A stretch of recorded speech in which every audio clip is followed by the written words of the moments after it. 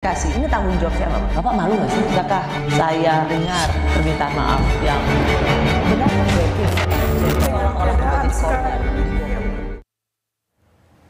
Selamat malam, Anda menyaksikan program Rosi. 27 tahun reformasi, hari ini kita hidup di tengah banyak ketidakpastian. Ada faktor dari sisi kondisi global, ada juga dari dalam negeri. Bagaimana anak muda memandang situasi saat ini? Rosi mengundang Leonard Hartono, seorang entrepreneur and founder The Overpost. Ia aktif memberikan edukasi keuangan di platformnya. Thank you Mbak Rosi atas undangannya. Terima kasih, saya senang sekali bisa mewawancarai anak muda, punya pengaruh di platform digital. Dan rasanya ini kali pertama Leon muncul di televisi ya? Iya betul. Ini saya sebenarnya iri sih, ini studionya bagus banget, beda sama studio saya nih. Boleh kapan-kapan kita collab. Oh iya siap. Aku panggil Leon boleh ya? Iya Leon boleh. Leon, coba ceritakan dulu. Leon ini punya podcast namanya The Overpost. Ini udah berapa lama Leon bikin podcast? Kira-kira 2,5 tahun. Jadi awal 2023, akhir 2022 itu mulai. Itu termasuk baru dong? Iya relatif baru sih, emang makanya lumayan baru di dunia perkontenan. Sebelumnya itu nggak pernah kebayang bakal jadi konten, bahkan istri saya sampai sekarang aja masih agak nggak terbiasa kalau misalnya ada orang di luar sana yang mengenal kalau misalnya kita lagi jalan-jalan gitu. Leon ini terpilih sebagai under 30, ya, majalah Forbes gitu. Itu 4 tahun lalu betul? Iya 4 tahun lalu, ketika pas di 29, sekian. 29 tahun, sekian bulan. Iya. Nah waktu itu sudah belum aktif di sosial media, belum aktif di digital? Belum. Apa waktu itu yang jadi usaha Leon? Properti sih, industri properti. Jadi ada dua, satu itu untuk membangun properti, apa itu gedung perkantoran atau perumahan, dan juga satu lagi itu di property agency. Dan kemudian itu masih jalan atau masih jalan? Masih. Dan kemudian Leon itu bikin podcast di digital. Betul. Selama 2 tahun ini. Iya betul. Apa yang Leon kenapa bisa dibilang sebenarnya baru? Iya. Tapi Leon sudah juga memiliki banyak pengikut. Berbicara soal properti, bicara soal keuangan. Apa yang mau Leon capai dengan punya podcast? Iya. Jadi mungkin emang saya pada dasarnya itu lumayan ekstrovert ya pada dasarnya. Habis itu waktu married di tahun 2017, habis itu punya anak, jadi lumayan fokus ke keluarga. Jadi cuman kerja, keluarga gitu. Jadi nggak gitu ada cara buat sharing-sharing lah. Dan kebetulan suatu saat saya punya idealisme aja gitu. Saya sadar bahwa saya saat itu memiliki posisi yang bisa dibilang mungkin lumayan favorable gitu. Dari segi keuangan mungkin definisinya orang udah financial freedom. Lalu bisnis punya rumah, mobil, habis itu nggak punya utang gitu. Saya sempat mikir gitu, apa yang sebenarnya membedakan saya dengan kebanyakan orang lain di Indonesia. Sebenarnya bisa dibilang salah satu yang paling membedakan itu adalah privilege. Jadi saya punya privilege yang sangat besar. Saya lahir dari orang tua yang benar-benar serius untuk mendidik anaknya, bahkan sampai dikasih kesempatan buat belajar ke luar negeri. Habis itu saya juga dapat kesempatan untuk berdiskusi dengan teman-teman. Dulu saya sempat apply ke kerja. Di tempat kerja saya itu saya mendapatkan banyak mentor-mentor yang baik. Supervisor saya, manajer saya, dan juga saya dapat komunitas yang positif gitu. Nah, saya memiliki privilege ini, dan saya rasa banyak sekali orang di Indonesia yang sebenarnya rajin juga, pinter juga, tapi mereka ada keterbatasan informasi. Jadi mereka tuh kepentok belajarnya. Bahkan salah satu orang yang hadir sekarang, saya punya videographer di sini, beliau itu adalah salah satu orang yang mungkin kena FYP-nya video saya gitu. Jadi video saya itu dulu bikinnya berusaha sedagi mungkin, research-nya itu banyak, tapi kata dia video lu jelek banget gitu, kata kualitas editingnya nggak bagus gitu. Nah jadi suatu saat saya dapat email, dia ini adalah dulu background-nya video editornya The Raid, kalau misalnya tahu The Raid, sama film Hollywood. Habis itu juga The Big Four, masuk Netflix gitu kan. Habis itu dia apply, begitu saya lihat CV-nya, saya langsung telepon dia, saya bilang thank you udah apply, tapi saya nggak bisa afford you. Soalnya nggak ada duit, saya lakukan ini bukan buat cari duit gitu. Saat mulai kan nggak tahu duit ada berapa gitu kan.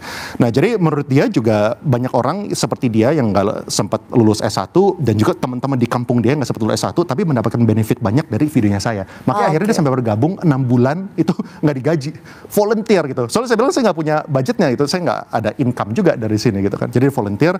Abis itu kita punya video take off dan kita abis itu bisa ada some monetization revenue juga. Akhirnya dia jadi full time gitu. Wow. Jadi kira-kira gitu sih inspirasinya. Privilege. Punya orang tua yang bisa mendidik baik, punya orang tua atau berasal dari keluarga yang bisa punya ekonomi baik, bisa sekolah ke luar negeri. Nanti saya mau menyinggung soal Leon yang sekolah di Amerika, di kampus elit Berkeley. Cuman kenapa mau bikin podcast itu apa? Apakah memang seperti banyak orang menjadi YouTuber, buat konten untuk cari cuan? Nah, oke, mungkin kalau misalnya kita ngomongin untuk cari cuan ya, kalau misalnya di beberapa segmen, misalnya kita ngomongin entertainment, mungkin prinsip untuk cari cuan dari segi entertainment itu nggak masalah, ya kan? Tapi misalnya kayak Denny Sumargo gitu, kalau misalnya dia lagi ngiklanin Lion Parcel, ya kita ketawa gitu, kita nunggu-nunggu iklannya kapan. Tapi kalau misalnya di finance, sebenarnya kita punya tuntutan lebih. Jadi cari cuan itu mungkin fair, boleh, soalnya kan kita ada cost. No matter what, kita juga invest di studio aja berapa ratus juta atau miliaran juga gitu kan. Dan juga kita punya payroll. Cuman itu tuh tidak boleh menjadi kita punya primary source of income. Ini kalau misalnya untuk finance influencer ya, kita tuh harus mendapatkan income utama itu dari bisnis kita, baru kita boleh menjadi bukan dari influencer. Bisnis YouTube ini, bukan nggak dari boleh. bisnis podcast. Nggak boleh. Unfortunately kalau misalnya untuk finance nggak boleh. Soalnya itu integriti yang ingin kamu pegang ya? Maksudnya betul, pagar moral dan etiknya ya? Betul, mungkin bisa dibilang saya salah satu orang yang paling sering ngerifanin orang, ngerifanin perusahaan. Misalnya nih ada salah satu bank yang terbesar, dia sempat pengen endorse, lalu dikasih SOW, scope of work gitu. Scope of worknya adalah dia pengen bilang dia itu perusahaan yang aman, udah ada pelindungan dari instansi ini. Lalu dia pengen bilang pokoknya perusahaan itu aman lah. Sebenarnya saya nggak bisa.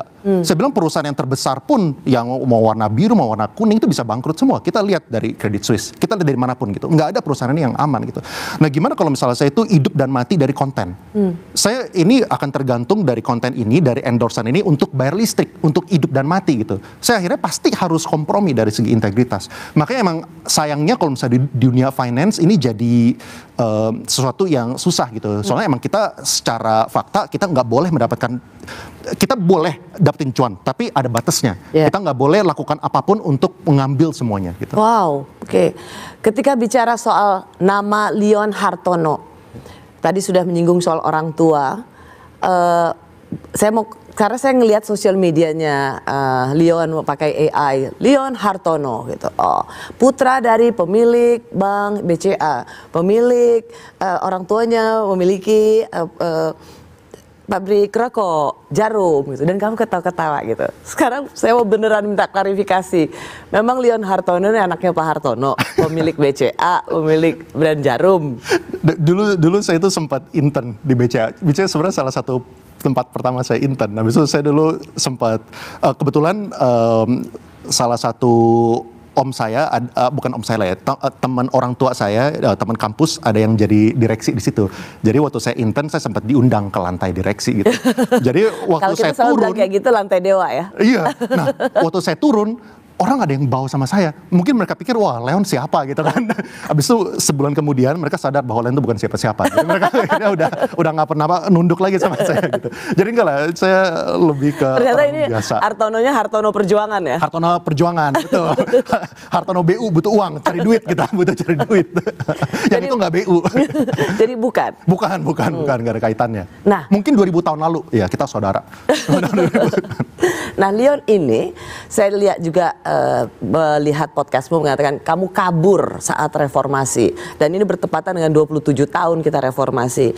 Berarti tahun 98, Leon itu memang apa? Bisa dibilang kabur dari tanah air itu, what's going on? Betul, soalnya saya tinggal di area yang bisa dibilang lumayan rawan. Jadi bahkan setiap malam kita itu, saya ingat waktu saya kecil, ya dulu sih cuma lucu-lucuan ya, bawa pedang gitu.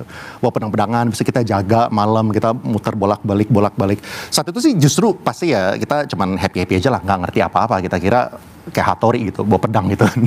Cuman ternyata itu sesuatu yang sangat serius. Sebuah situasi yang sebenarnya nggak main-main ya? Betul, nggak main-main, dan bahkan banyak banget cerita horor-horor yang sangat menyeramkan, yang saya waktu gede itu baru ngerti gitu konteksnya apa Waktu itu enggak ya? Waktu Umur itu berapa waktu kerusuhan? 8 tahun. 8 tahun. SD kelas 2. Makanya bahasa Indonesia saya itu bahasa SD kelas 2. Makanya banyak orang yang suka komplain di podcast, bahasa Indonesia lo jelek ya, emang jelek.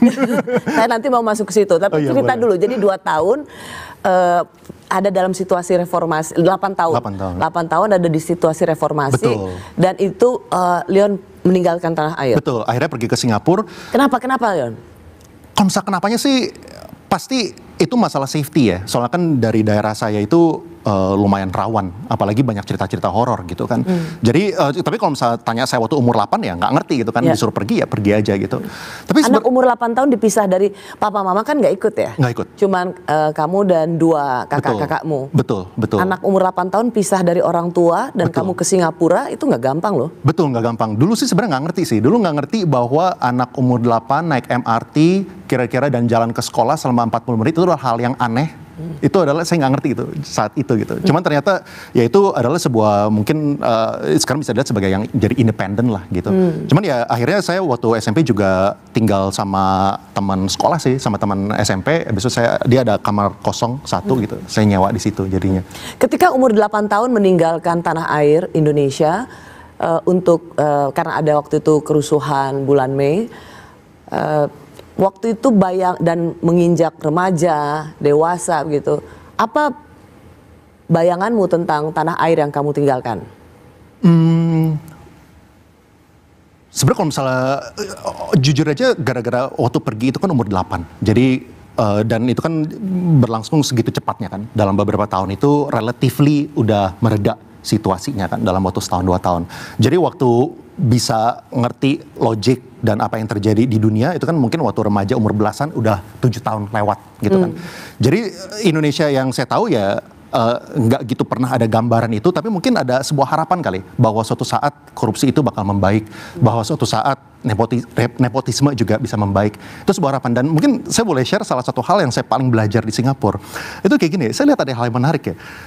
Saya tahun lalu ngelihat sebuah berita bahwa salah satu menteri di Singapura itu terjerat kasus korupsi, ya kan? Dan saya cek gitu, ternyata sejak tahun 1960 baru ada 4 menteri yang terjerat kasus korupsi. Jadi terakhir itu tahun 2023-2024, sebelumnya itu tahun 1968. Segitu jauhnya jarak antara menteri yang nomor 3 dan nomor 4 kena kasus korupsi. Dan mereka tuh udah nggak butuh hukuman mati atau apa. Soalnya orang yang ketiga, gara-gara dia saking malunya, dia bunuh diri. Kasus korupsi gitu ya. Dan ini saya lihat agak kontras. Salah satu hal yang saya pelajarin agak kontras dengan Indonesia, di mana di kita ya, mungkin ini ya kasus yang terakhir yang kena korupsi di Singapura ya, itu kasusnya $300.000, 5M. Dia kalau misalnya ke penjara sama tetangganya yang dari Indonesia korupsinya triliunan, orang yang triliunan ketawa gitu. Lu kenapa ambilnya cuma segitu? Sekalian aja ambil 100M, 200M kalau misalnya di penjara 10 tahun. Sama-sama di penjara juga gitu kan. Di penjara 10 tahun nanti lu keluar jadi tetap kaya gitu. Ya mungkin diketawain gitu kan kalau misalnya kita di Indonesia.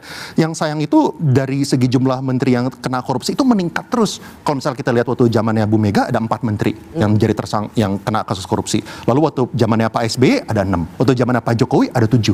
Makanya saya melihat data dan pattern kan. Kalau misalnya kita ngomongin saham, kita ngomongin kripto kan kita lihat pattern. Kalau misalnya kita lihat pattern gini berarti saya tidak surprise nanti kalau misalnya di zamannya Pak Prabowo, kalau misalnya beliau sampai berhasil mendapatkan 2 periode, ini bisa 10 menteri yang kena kasus korupsi gitu. Karena perilaku yang koruptif itu sama sekali belum hilang ya. Iya, kita cuma lihat dari data kan. Dan mungkin kalau misalnya saya boleh sharing kenapanya, kalau misalnya kita lihat dari sistem edukasinya, saya dulu ngelihat waktu di Singapura, sistem edukasinya itu sangat keras dan sangat disiplin. Bahkan kalau misalnya kita nyebrang jalan itu nggak pakai zebra cross atau kita nggak lewat jembatan, kita itu bisa didenda. Lalu abis itu kalau misalnya di Singapura, kalau misalnya di sekolah, kalau misalnya kita berantem, tawuran, vandalisme, kita tuh kena namanya public caning. Jadi 1000 murid, kita duduk, kita ngadep ke depan, kita lihat satu orang ini di depan, disiplin masternya itu pakai rotan. Dikasih suara, vek, vek, petar. 1000 orang lihat. Itu yang terjadi di Singapura. Dan saya sering ngeliat kayak gitu, dan bahkan ada satu cerita lucu di mana dulu ada orang yang taruh buku di celananya dia gitu. Bunyinya beda, tak. Diulang sekali lagi, tambah 3, gitu. Jadi itu yang jadi tertib karena kalau nggak kena hukum. Loh. Dan itu dengan konsistensi mereka yang melanggar dihukum. Sebentar Leon, tapi saya begini, ini kamu tuh menarik sekali menurut saya. Karena kamu pergi meninggalkan tanah air umur 8 tahun, kamu sekolah di Singapura, kamu bercerita dengan sangat fasih bagaimana pendidikan di Singapura mendidik kamu sehingga menjadi disiplin. Lalu SMA kemana? Singapura apa Amerika? SMA di Singapura. SMA Singapura, lalu kamu dapat di Ivy League, Berkeley, California. Tapi kamu balik lagi ke Indonesia. Tahun berapa kamu balik ke Indonesia? 2012. 2012. Saya menemukan pattern yang jarang di kamu. Biasanya kalau udah ninggalin tanah air umur 8 tahun, sekolah, kuliah di sana, kerja di sana, pasti kemudian nggak mau balik ke Indonesia. Apa yang membuat seorang Leon tetap ingin pulang ke Indonesia?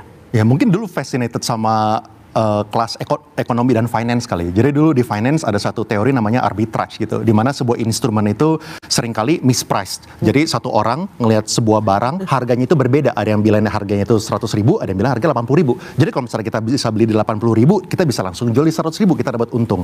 Dan biasanya arbitrage ini terjadi kalau misalnya market itu nggak efisien. Jadi kalau misalnya saya lihat di Indonesia ini banyak sekali hal-hal yang tidak efisien. Jadi ya saya memutuskan untuk balik karena potensi untuk berbisnis saya itu tinggi. Wow. Biasanya kalau saya nanya ini pada banyak orang, pasti jawabannya ya saya mencintai Indonesia, ini kampung halaman saya. Kalau untuk Leon, sesimpel ini tempat paling cuan. mungkin tagline saya kan jadi maksimalin cuan.